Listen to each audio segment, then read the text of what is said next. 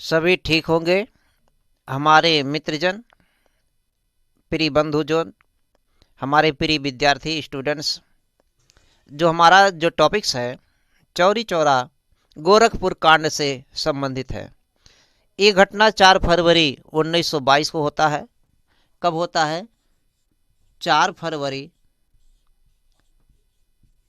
1922 को। अब देखिए, 4 फरवरी जो 1922 को घटना घटता है, इसके पीछे मूल उद्देश्य क्या रहा है?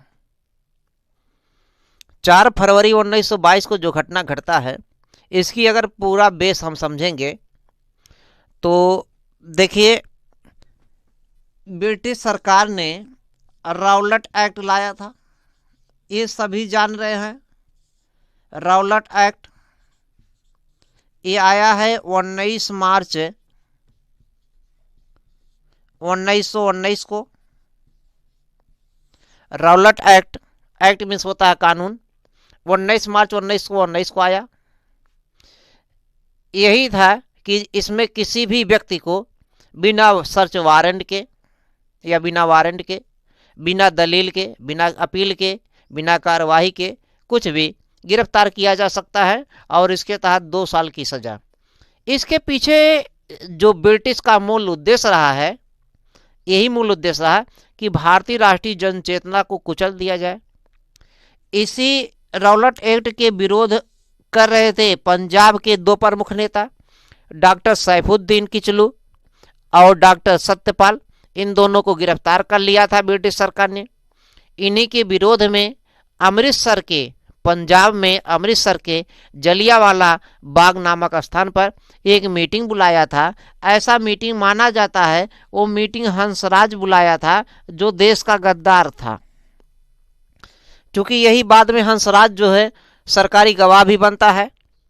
हंसराज ने ही मीटिंग बुलाया था और हंसराज ने अंग्रेजों को सूचना भी दिया था। क्योंकि राउलट एक्ट चल रहा था। राउलट एक्ट के तहत किसी भी स्थान पर या सार्वजनिक स्थान पर 2 या 3 लोग से अधिक नहीं रह सकते हैं।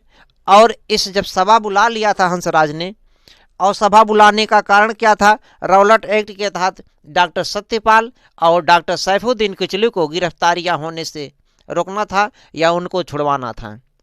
और ये हंसराज के कहने पर मीटिंग हुआ। कहाँ? जलियांवाला बाग हत्याकांड में। जलियांवाला बाग ये अमृतसर में भैया। जलियांवाला बाग में वहाँ का उस समय पंजाब का राज्यपाल जनरल माइकल ओ डायर थे और सेनापति जनरल आर डायर थे। जनरल आर डायर ने बिना किसी सूचना के वहाँ पर अंधाधुंध गोलियां चला दिया, जिसमें हजारों लोग मारे गए। जबकि सरकारी आंकड़ा जो आता है 379 का आता है, 379 का आता है, जो कि सरासर गलत है। जलियांवाला बाग जब हत्याकांड हो जाता है, ये हिंसा में चिपट जाता है। इसलिए गांधी जी जाते हैं अमृतसर में जलियांवाले बाग में, लेकिन पंजाब में ब्रिटिश सरकार ने उन्हें रोक दिया और बम्बई वापस भेज देता है। तो एक तो राउलट एक्ट, दूसरा जलियांवाला बाग हत्याकांड के विरोध में गांधी जी ने असहयोग आंदोलन शुरू कर दिया था। और असहयोग आंदोलन जो शुरू किया भैया, असहयोग आंदोलन,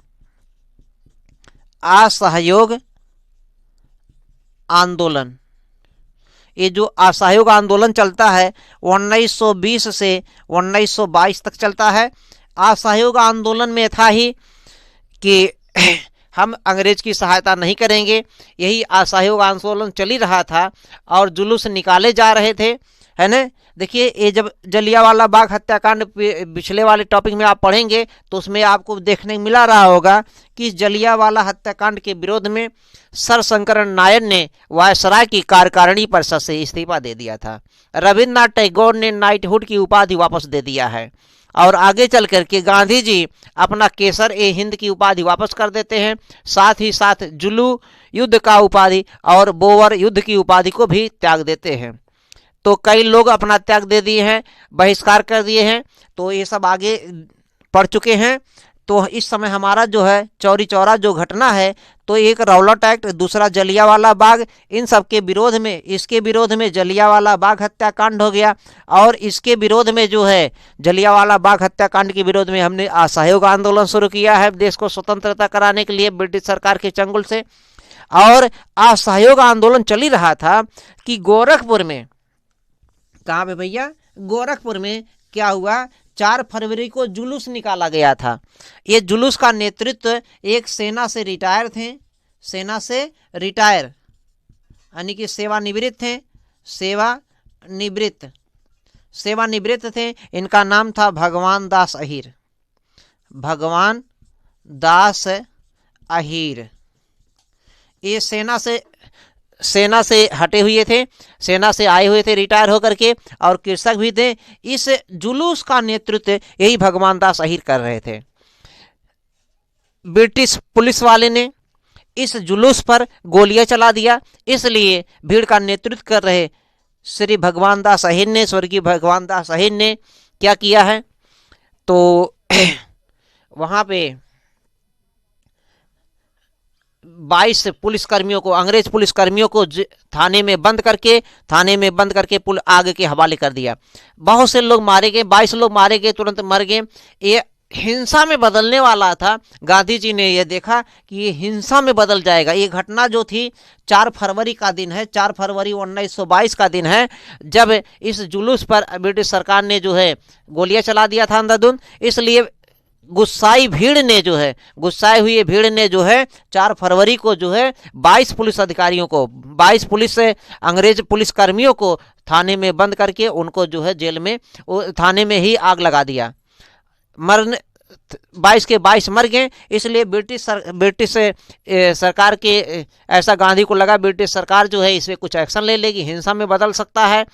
गांधी जी ने जो है अपना जो है असहयोग आंदोलन वापस ले लेते हैं। असहयोग आंदोलन जब 4 फरवरी को घटना घट जाता, चौरी चौरा का घटना, तो 12 फरवरी 1922 को जो है गांधी जी असहयोग आंदोलन वापस ले लेते हैं। तो एक पूछा जाता है कि चौरी चौरा घटना कब घटा है, तो 4 फरवरी 1922 को एक्यूरेट डेट डालना है। और इसके घटना के पीछे कारण क्या था, यही असहयोग आंदोलन चल ही रहा था। इसलिए 12 फरवरी को 1922 को गांधी जी ने अपना असहयोग आंदोलन वापस ले लेते हैं। और जब वापस ले लेते, उसी के दरमियान देखिए, जब असहयोग आंदोलन चल ही रहा था, उसी के दरमियान केसर हिंद की उपाधि जो है जलियांवाला बाग हत्याकांड के विरोध में वापस लिए हैं। इतना समझ में आ गया होगा। अब सवाल यह है कि गांधी जी ने अपना असहयोग आंदोलन इस घटना से जो है क्यों वापस लिया। इस पे अनेक नेता जो थे गांधी पर प्रतिक्रिया कसते हैं। जैसे सुभाष चंद्र बोस का नाम सुना होगा, सुभाष चंद्र बोस। इनका पुस्तक है द इंडियन स्ट्रगल में इन्होंने ये लिखा है, अपना विरोध भी प्रकट किया है। एनी बेसेंट ने विरोध प्रकट किया है, चूंकि एनी बेसेंट जो है वो भी जो है धुर विरोधी थी असहयोग आंदोलन का। तो कई लोगों ने अपना जो है, जब गांधी जी ने वापस ले लिया असहयोग 12 फरवरी 1922 को, कई लोगों ने अपना विरोध प्रकट किया है। और देखिए, जब जलियांवाला बाग हत्याकांड घटना हो जाता है, उस पे जो है एनी बेसेंट ने भी गांधी जी को राजनीतिक बच्चा कहकर उपहास उड़ाया था। ये सभी जानते हैं, इसमें बताने की कोई आवश्यकता नहीं है। तो वापस क्यों लिया, सवाल ये है, गांधी जी ने असहयोग आंदोलन इस थोड़े से घटना के कारण क्यों लिया। अब गांधी को ये लगा कि देखिए, एक तो हिंसा हो सकती है, हिंसा काफ़ी ज़्यादा होने पे जो हम देश की स्वतंत्रता की ओर बढ़ रहे हैं, स्वतंत्रता के लिए नुकसान हो सकता है। दूसरा चीज़, असहयोग आंदोलन काफ़ी लंबा खिंच रहा था, लोगों में उदासीनता आ गई थी। लोग अपने मूल मार्ग से भटक करके अपने निजी स्वार्थों की ओर चले गए थे। जैसे लगान की तरफ, वो अपना लगान ये सब ज़्यादा ध्यान दे रहे थे, निजी स्वार्थ ज़्यादा देख रहे थे। काफ़ी लंबा खींचने से बड़े बड़े नेता जो है रौलट एक्ट के तहत और असहयोग आंदोलन के तहत जो है बड़े बड़े नेता गिरफ्तार हो चुके थे। असहयोग आंदोलन के दौरान आप जान रहे हो कि CR दास, यही सुभाष चंद्र बोस के गुरु हैं, CR दास, चित्तरंजन दास, इनको देशबंधु की उपाधि भी मिला है। चित्तरंजन दास को देशबंधु की उपाधि। चित्तरंजन दास सबसे पहले जो है जब संपूर्ण असहयोग आंदोलन फैला हुआ था, सबसे पहले जो है चित्तरंजन दास ने अपनी जो गिरफ्तारी दिया था। इसके बाद में इनकी पत्नी की गिरफ्तारी हुई, बसंती देवी की।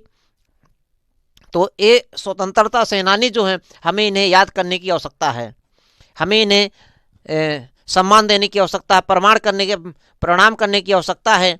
इनके प्रति हमारा जो है असीम जो है श्रद्धा रहनी चाहिए, देश के स्वतंत्रता सेनानियों के प्रति। तो असहयोग आंदोलन जो है, बड़े बड़े नेता जो है चले गए थे जेल में, और गांधी जी का मानना था जेल में बंदी आदमी है, बंदी जो नेता है, जो भी बंदी है, वो मरे हुए व्यक्ति के समान है। तो एक उदासीनता आ गया था लंबे खींचने से और बड़े बड़े नेताओं के जेल में जाने से, कोई नेतृत्व करने वाला नहीं था।